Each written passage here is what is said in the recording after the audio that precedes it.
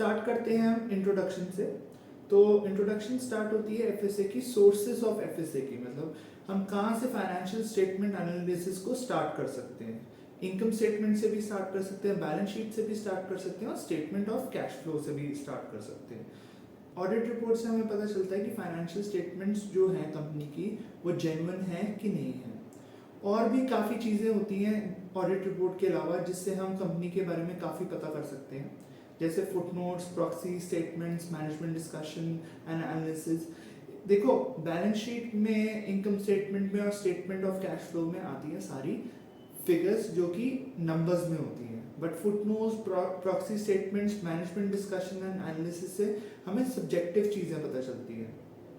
जैसे फुटनोट्स में मेंशन किया जा सकता है कि कंपनी अपना जो डेप्रिसिएशन मेथड है वो स्ट्रेट लाइन से WDM में शिफ्ट कर रही है। प्रॉक्सी स्टेटमेंट में ये बता सकते हैं कि डायरेक्टर्स की सैलरी इंक्रीज हो रही है, हम इंडिपेंडेंट डायरेक्टर्स लाना चाहते हैं कंपनी में। और मैनेजमेंट डिस्कशन एनालिसिस में कंपनी अपने फोरकास्ट बता सकती है कि हम फ्यूचर में इतने कैश फ्लोज प्रेडिक्ट कर रहे हैं, हमारे इतने एक्सपेंसेस हो सकते हैं। तो ये जो इंफॉर्मेशन है ये काफ़ी सब्जेक्टिव है, बट इसकी वजह से इन्वेस्टर्स अपना जो डिसीजन है वो काफ़ी बारी चेंज कर लेते हैं अगर उनको लगता है काफ़ी ये एडवर्स है कंपनी के फ्यूचर के लिए। तो अब बात करते हैं कि फाइनेंशियल रिपोर्टिंग से क्या होता है।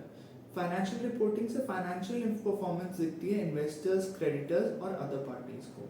इन्वेस्टर्स का इंटरेस्ट होता है कंपनीज के कैश फ्लो पे, कंपनी के रेवेन्यू से और कंपनी की प्रोडक्ट लाइन से। और क्रेडिटर्स का इंटरेस्ट होता है कि क्या जो उन्होंने पैसा लेंड किया है कंपनी पे, क्या वो पैसा वापस आएगा कि भी नहीं। और अदर पार्टीज भी होती है, गवर्नमेंट भी होती है, क्योंकि गवर्नमेंट को होता है कि क्या कंपनी टाइम से टैक्स पे कर पाएगी कि नहीं कर पाएगी, क्या कोई कंपनी ऐसा डिसीजन तो नहीं ले रही जिससे कि मॉरली कोई नुकसान हो सकता है। तो हम अब बात करेंगे roles of financial statement of analysis की। फाइनेंशियल स्टेटमेंट से क्या होता है, हम एनालाइज करते हैं फाइनेंशियल स्टेटमेंट्स को जिससे हम कोई भी डिसीजन ले सकते हैं, जैसे कि क्या हमें कंपनी में पैसा लगाना चाहिए कि नहीं लगाना चाहिए, क्या हमारा पैसा ग्रो होगा, ग्रो कैसे हो सकता है पैसा, क्या कंपनी फ्यूचर में डिविडेंड दे पाएगी कि नहीं दे पाएगी। डिविडेंड तो जब ही देगी ना जब कंपनी में कैश फ्लोज होंगे, और क्या कंपनी का जो शेयर प्राइस है वो कंसिस्टेंटली इंक्रीज होगा कि नहीं। तो इससे हमें जब फाइनेंशियल स्टेटमेंट चेक करते हैं तो हम काफ़ी चीज़ें देख सकते हैं, और उस चीज़ों को देखने के बाद हम प्रिडिक्ट कर सकते हैं कि आने वाले टाइम में कंपनी कैसे परफॉर्म करेगी। तो एफएसए का जो डाटा होता है वो हम यूज़ करते हैं इकोनॉमिक जजमेंट्स के लिए। इकोनॉमिक जजमेंट्स होती हैं कि क्या हमें कंपनी में पैसा लगाना चाहिए कि नहीं लगाना चाहिए, क्या हमें कंपनी को लेंड करना चाहिए कि नहीं करना चाहिए। तो एफएसए से हमारे काफ़ी ज़्यादा चीज़ें निकल सकती हैं। हमेशा लोग जब भी इन्वेस्टर्स कंपनी में इन्वेस्ट करते हैं तो हमेशा फाइनेंशियल स्टेटमेंट्स को देखते हैं, उसी के बेसिस पे जो एनालिस्ट होते हैं अपनी रिकमेंडेशंस देते हैं और बताते हैं इन्वेस्टर्स को कि क्या इस स्टॉक में दम है कि नहीं है। एनालिस्ट फाइनेंशियल स्टेटमेंट्स को यूज करते हैं जिससे उनको पता चलता है कि कंपनी पास्ट पे कैसा परफॉर्म कर रही थी, क्योंकि देखो फाइनेंशियल स्टेटमेंट्स में पास्ट डेटा होता है। पास्ट फाइनेंशियल स्टेटमेंट्स के डेटा से हमें पता चलता है कि प्रिडिक्शन पता चलती है कि आने वाले टाइम पे कंपनी कैसे परफॉर्म करेगी। इससे पता भी चलता है हमें कि फाइनेंशियल कैपेसिटी कितनी है कंपनी की, कि वो फ्यूचर में इतना कैश फ्लो, रेवेन्यू और अपनी जो प्रोडक्ट लाइन है उसको डाइवर्स कर सकती है कि नहीं कर सकती। और फाइनेंशियल स्टेटमेंट्स का जो यूज होता है वो इंटरनल मैनेजमेंट भी यूज कर सकता है। इंटरनल मैनेजमेंट फाइनेंशियल स्टेटमेंट्स को यूज कर सकता है जिससे कि उसको ये पता चल सकता है कि क्या उसको कैपिटल इन्वेस्टमेंट करनी चाहिए कि नहीं करनी चाहिए, क्या उनके जो इन्वेस्टमेंट नीड्स हैं कंपनी की वो क्या पूरी हो पा रही है कि नहीं हो पा रही। क्योंकि देखो दो तरीके का डेटा होता है, एक होता है एक्सटर्नल डेटा जो कि इन्वेस्टर्स को दिया जाता है, और एक होता है इंटरनल डेटा जो कि एक्सटर्नल इन्वेस्टर्स के पास नहीं होता, बट उस इंटरनल से कंपनी के जो ऑपरेशंस हैं उनकी एफिशिएंसी इंक्रीज होती है।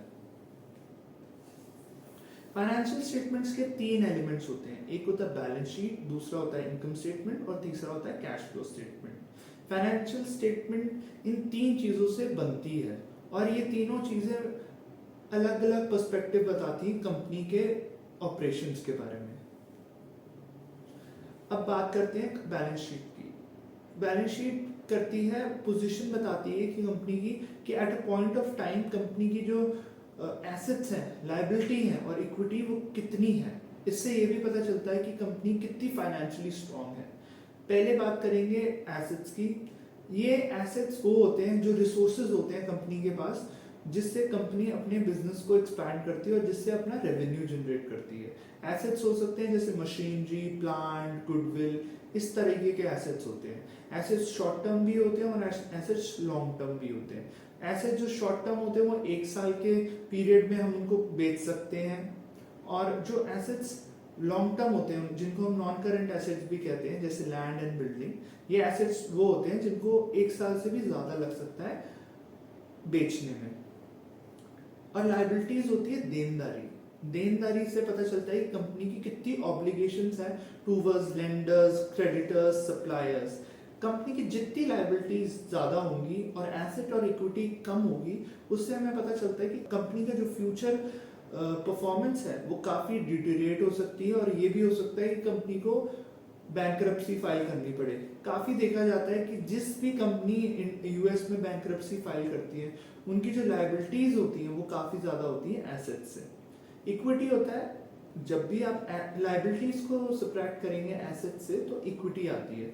इक्विटी से पता चलता है कि एक ओनर का इंटरेस्ट कंपनी में कितना है। जितना ज्यादा इक्विटी होगी उतना जो प्रमोटर का इंटरेस्ट होगा टूवर्ड्स फर्म ज्यादा होगा, और इन्वेस्टर्स का भी जो रिलायबिलिटी है टूवर्ड्स फर्म बढ़ेगी। जिस कंपनी में इक्विटी काफी ज्यादा होती है, इन्वेस्टर्स उन कंपनीज में काफी लॉन्ग टर्म तक इन्वेस्टमेंट रखते हैं। तो एसेट्स होती है लायबिलिटीज प्लस इक्विटी।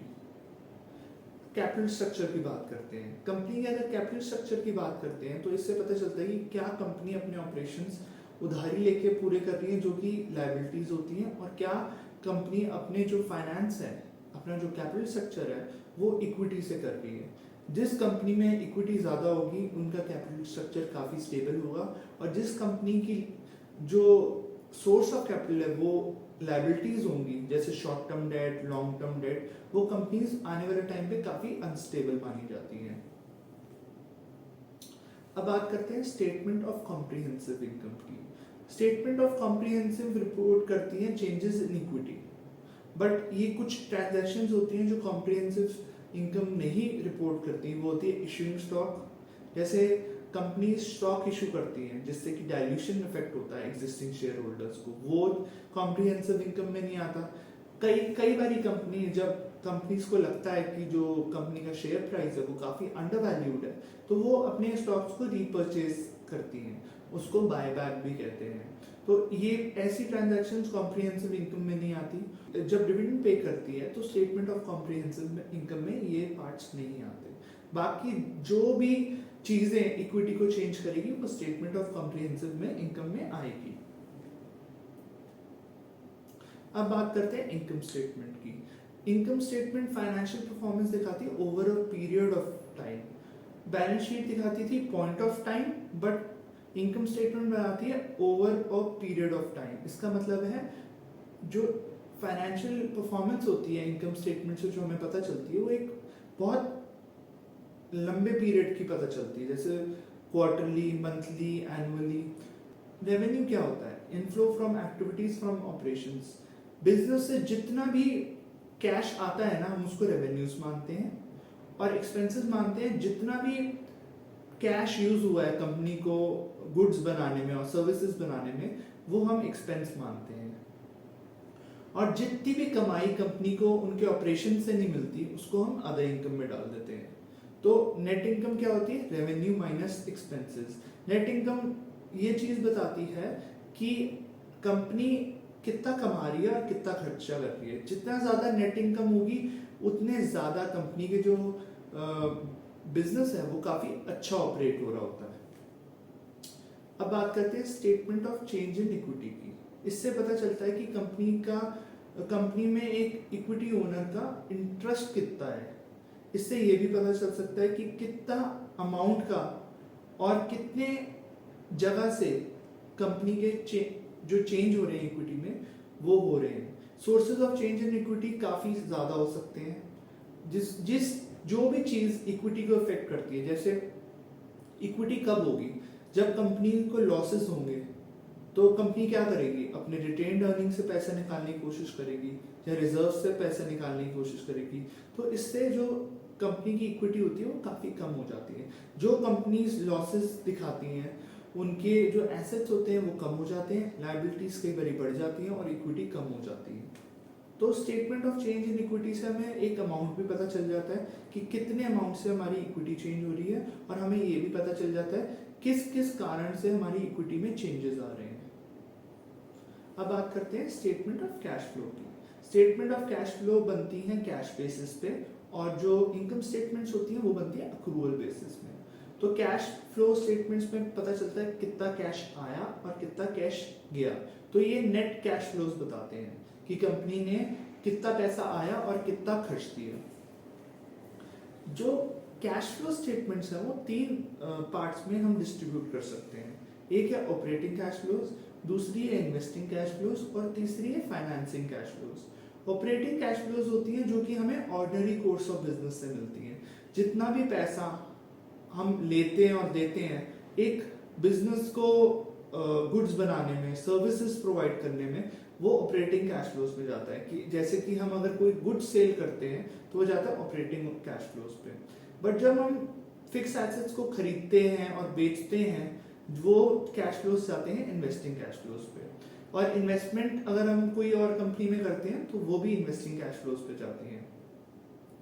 और जब बात करेंगे फाइनेंसिंग कैश फ्लोज की, फाइनेंसिंग कैश फ्लोज में जितना भी पैसा हम रेज करते हैं, जब हम किसी को देते हैं, वो फाइनेंसिंग कैश फ्लोज में आती है।